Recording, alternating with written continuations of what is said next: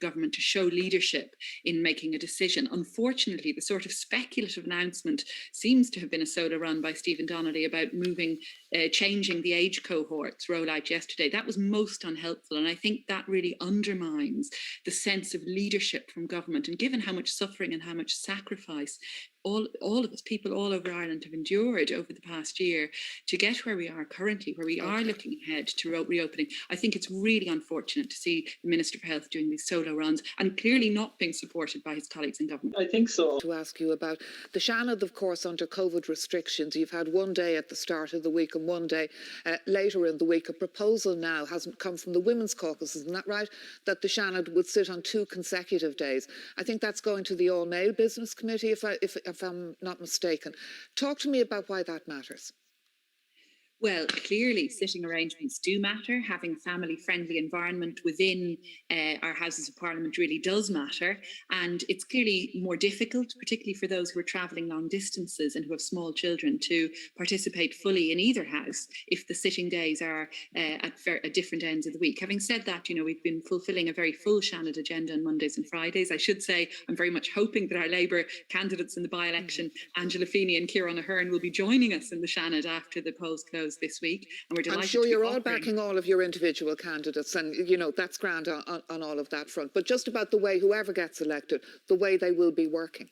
Well, look, let's put it this way. The Seanad actually has a much better gender balance at present. It's most unfortunate how few women are in the Dáil, and I've certainly campaigned along with Labour for many years to try and get more women into politics, more women elected. But the Dáil currently is very poor, only 22.5% women. The Seanad, however, we have 40% women. I think, Regina, as leader of the Seanad, obviously is a woman, but we see women leading the most of the groups in the Seanad, and we see, I think, a much more collaborative and a much more and a much, dare I say, much better working arrangements as a result of that. So I think we're very much hoping that the All-Male Dáil Business Committee will listen to proposals around making the Oireachtas more family friendly and ensuring that everyone can participate fully, even if they have to travel long distances and have small children. So I'm hopeful we'll see a working out of some resolution. Clearly it's difficult with COVID. We have to have public health first, and that's always the priority. But certainly we're reviewing how our working arrangements function. But we are functioning very fully in the Seanad currently. And Regina Doherty, leading now for your party in the Seanad, but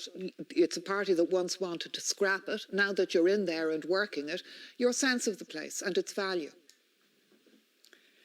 So it's a much more thoughtful place than I had experienced in the Dáil, and simply because the partisanship that we see playing out.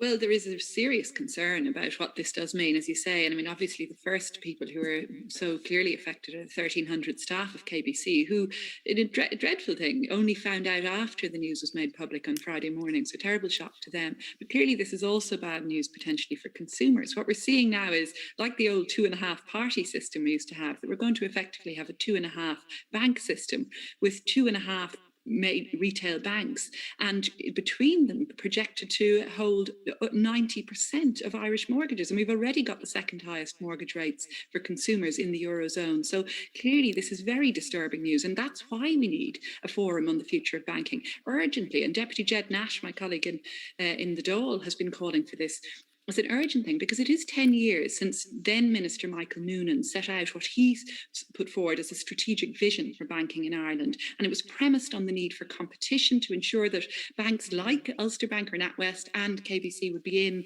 providing competition. Now that those have gone, we need to see how we're going to move forward. And that's urgent, because without that sort of strategic thinking, it's just going to end up by default in this situation of the 2.5 retail banks, 90% of mortgages held by those three, and really then a very serious situation for consumers and indeed for those banking staff. And we've seen bank branches closed by Bank of Ireland as well. So, I think we're facing a very uncertain future, and that's why we need strategic vision. So the government need to step up, the central bank needs to be more visible on this, and we need to see leadership. So